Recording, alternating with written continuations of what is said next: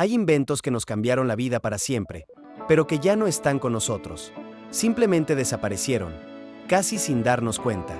El teléfono inteligente, esa pequeña ventana al mundo que llevamos en el bolsillo, se convirtió en una especie de coleccionista de tecnologías pasadas. Aquellos aparatos que en su día nos parecieron el futuro, ahora son poco más que piezas de museo. Hoy vamos a abrir juntos el baúl de los recuerdos, para reencontrarnos con algunos de esos inventos que el tiempo dejó atrás. El cartucho de 8 pistas, aunque su nombre oficial era estéreo de 8 pistas. ¿Te acuerdas de esa sensación? El plástico grueso y pesado en la mano. Ese sonido tan particular, un clac, sordo al insertarlo en el reproductor del coche.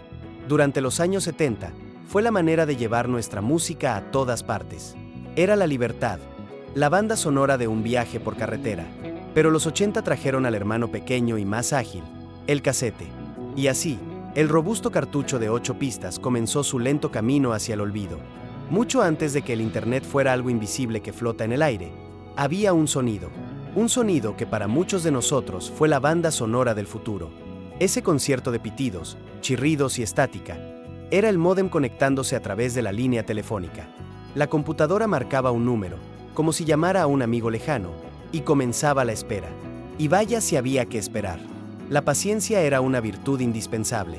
Una simple imagen podía tardar minutos en aparecer, línea por línea, y ni se te ocurriera levantar el teléfono para llamar, porque la magia se rompía al instante. La conexión se cortaba, y vuelta a empezar. Allá por los años 60, apareció una máquina que parecía sacada de una película de ciencia ficción, la calculadora Wang. Era revolucionaria. De repente, operaciones complejas como raíces cuadradas o potencias se podían hacer en segundos. Hoy las vemos y parecen ordenadores en miniatura, que en el fondo, es exactamente lo que eran. Y entonces, en 1979, llegó algo que lo cambió todo. El Walkman. De repente, la música se volvió algo personal, íntimo. Podías caminar por la calle con tu propia banda sonora sonando solo para ti, sin molestar a nadie. Los 80 fueron la década de esos auriculares con la espuma naranja. Nos sentíamos modernos, ¿verdad? Era el comienzo de esa imagen tan común hoy de ver a todo el mundo con algo en los oídos. Claro que usaba casetes, lo que significaba que no había forma de saltar a la siguiente canción al instante. Había que rebobinar o avanzar a ojo, y cruzar los dedos. Aún así, se vendieron más de 400 millones antes de que nadie hubiera oído hablar de un iPod. Si le das uno a un chico de hoy, no sabría ni por dónde empezar. La televisión portátil nunca llegó a tener el mismo impacto. Quizás porque seguían siendo aparatos algo aparatosos, con esas antenas que había que orientar con mucho cuidado, y la oferta de canales era la que era. Sony fue pionera en los 60 y 70, de hecho. Su modelo se llamaba Watchman. Era un pequeño lujo para unos pocos. Qué curioso es volver a estos recuerdos, ¿no te parece? Esa nostalgia es precisamente lo que intentamos rescatar aquí, en Secretos de nuestra época. Si te gusta este viaje al pasado, una suscripción al canal nos ayuda a seguir abriendo estos baúles de recuerdos juntos. Antes de que el móvil estuviera en cada bolsillo, había otro aparatito que colgaba de muchos cinturones. El buscapersonas, o el localizador.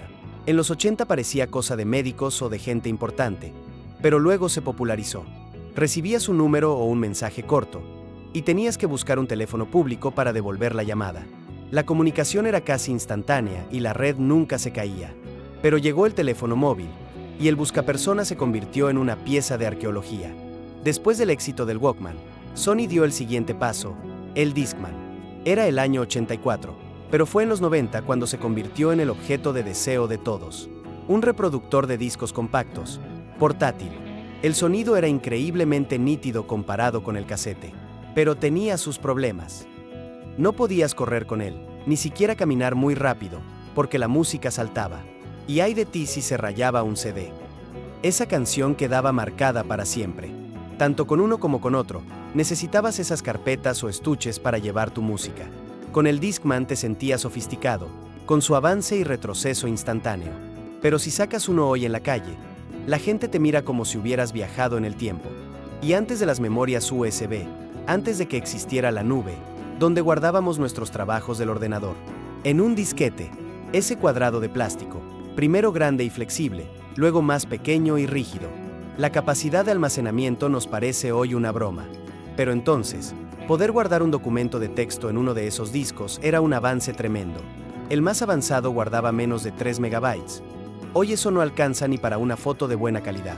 Mucho más atrás en el tiempo, en 1877, Thomas Edison creó su invento favorito, el fonógrafo. Fue el primer aparato de la historia capaz de grabar y reproducir un sonido. Usaba unos cilindros cubiertos de papel de estaño. Era pura magia. Con el tiempo, ese invento evolucionó hasta convertirse en el tocadiscos que todos conocimos después. Y luego llegó el VHS, el sistema de video doméstico.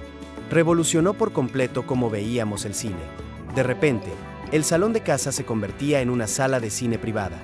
La primera videograbadora salió en 1965, pero fue en los 80 cuando el aparato de video, el VCR, se instaló en casi todos los hogares.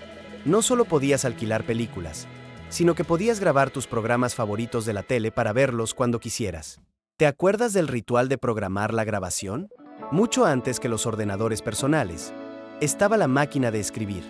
Desde finales del siglo XIX, fue la herramienta que modernizó las oficinas y el trabajo de escritores y periodistas. Era mucho más rápido que escribir a mano, y el resultado era impecable. El sonido de las teclas, ese clac clac clac, seguido del din al final de la línea, es inolvidable. Poco a poco, fue cediendo su lugar al ordenador, hasta desaparecer. Había también un sistema de almacenamiento de datos para grandes empresas, la unidad de cinta magnética. Hoy nos parece algo prehistórico. Era un proceso lentísimo que se dejaba funcionando toda la noche. Buscar un dato concreto en esas cintas era una odisea. Otro de esos aparatos que requerían una paciencia infinita. Y pensar que el primer teléfono inteligente se inventó en 1992. Se llamaba IBM Simon, 15 años antes de que saliera el primer iPhone. Se puso a la venta en 1994. Y sí, ya podía enviar correos electrónicos. Fue el abuelo de todos los superteléfonos que usamos hoy. ¿Y quién no recuerda el radiocasete? A veces lo llamaban Ghetto Blaster. Era la forma de llevar la fiesta a cualquier parte, aunque eso significara que todos a tu alrededor tenían que escuchar tu música. Era portátil, sí, pero algunos eran enormes y pesadísimos, y consumían pilas como si no hubiera un mañana. Si no tuviste uno, seguramente es porque naciste después de su apogeo en los 80. El DVD se inventó en 1993, pero le costó arrancar. Estábamos muy contentos con nuestros videos VHS. No fue hasta principios de los 2000 que el DVD se impuso, y dominó el mundo durante unos años, hasta que llegó el streaming y lo cambió todo de nuevo. Aún se venden, pero ya se sienten como algo de otra época. El casete de audio, la cinta de toda la vida, nació en 1963. No solo nos permitía escuchar a nuestros artistas favoritos, sino que nos dejaba crear nuestras propias recopilaciones. Grabar de la radio, hacer una cinta para un amigo. Eran duraderos, portátiles, estaban en casa, en el coche, en todas partes. Luego estaban los PDA, los asistentes personales digitales. Eran muy populares antes de los smartphones.